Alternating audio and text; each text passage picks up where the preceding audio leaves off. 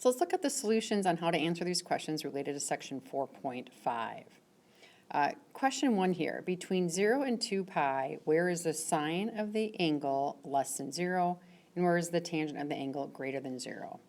So what that means, if the sine of the angle is less than 0, I want to know where it's negative, and when tangent's greater than 0, I want to know where it's positive.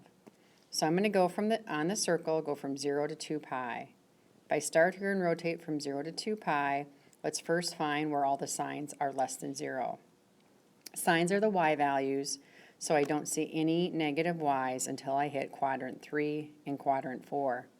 So I know my answer is going to be somewhere in quadrant 3 or 4, just because of the sine requirement.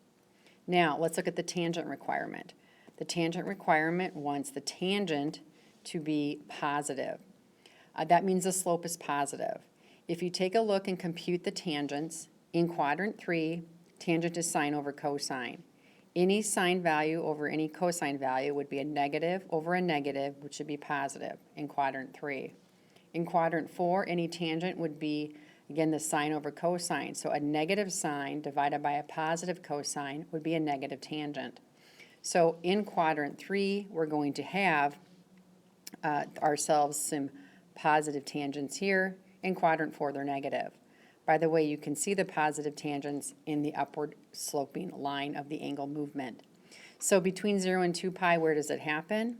It happens between pi and 3 pi over 2. So I would say between pi is the theta and between 3 pi over 2, which is how we say quadrant 3 in interval notation. Let's look at the next ones. Find all the values between negative 2 pi and 2 pi such that these different requirements are met. 3 different questions. The first one here, if we go from negative 2 pi to 2 pi, means go from 0 to 2 pi forward and 0 to 2 pi backwards. So if I do this one, I'm first going to look at the sine of the angle. So sine just means the y values. So where are the y values? Negative square root of 2 over 2. So if I go through the circle and I go from 0 to 2 pi forward, I'm looking for sines or negative square root of 2 over 2. Again, as I rotate through, those aren't going to happen and become negative until quadrant 3 or 4. And I see the first one happening here at 5 pi over 4, or 5/4 of a pi. And then I see the second one happening here at 7 pi over 4. Now, maybe they want to be in degree mode, that's fine. I would just say at 225 degrees or 315 degrees. Now, if you go backwards, that's the negative 2 pi. Just imagine the rotation going this way. We have to state the same locations. I know the answers are still going to exist here and here, but be careful when you go backwards and when we land at this first rotation. This first rotation happens right here. Now, this is not called 7 pi over 4.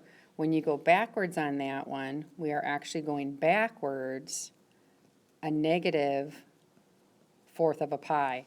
So at negative pi over 4 or negative 45 degrees. As we continue on, the next one's going to happen right here. This here is, again, is not at 5 pi over 4. It's not negative 5 pi over 4. This is actually at negative 3/4 of a pi, which is equivalent to the same as saying negative 135 degrees. Now, letter B. Let's go to this one. This question wants to know where is the cosine equal to 1/2. So again, cosine means I'm looking at the x's. Doing the same type of rotation, let's look and see where the cosine values are a positive 1/2. As I go through forward and I look from between 0 and 2 pi, the cosines are a positive 1/2. Right here is my first movement. Then as I continue on, it's not going to happen again until I hit right here. So as we're going in if we're in radian mode on this one, I'm going to write my answer up here. I would say it's going to happen at pi over 3 or 30 or 60 degrees, and then it's going to happen at 5 pi over 3 or 300 degrees. As you go backwards, again, be careful Going backwards, we're going to land right here. Again, we're going backwards a third of a pi, so it'd be negative pi over 3, or in this case, we would say negative 60 degrees. Continuing to see where we land next, we're going to have to go all the way around over to here, which we have to go a full 1 piece of pi and another 2/3 of a pi. So that is going to be at negative 5 pi over 3, or at negative 300 degrees. The last one here wants to know where our tangent is equal to 1. So tangent, remember, is going to be our slope. So that is where y over x equals 1, or our sine over our cosine. So as I travel around the circle, again going from 0 to 2 pi, I'm going to see where all the computations happen. That tangent is going to be the number 1. If you take sine over cosine, and as we rotate around, the first time it's going to happen is right here. Square root of 2 over 2 divided by square root of 2 over 2 is the first. As we continue on, the next movement is not going to happen again until we hit here, which is negative square root of 2 over negative square root of 2 over 2. So in radian mode from 0 to 2 pi, where we see that these tangents are equaling 1 are at pi over 4 and at 5 pi over 4.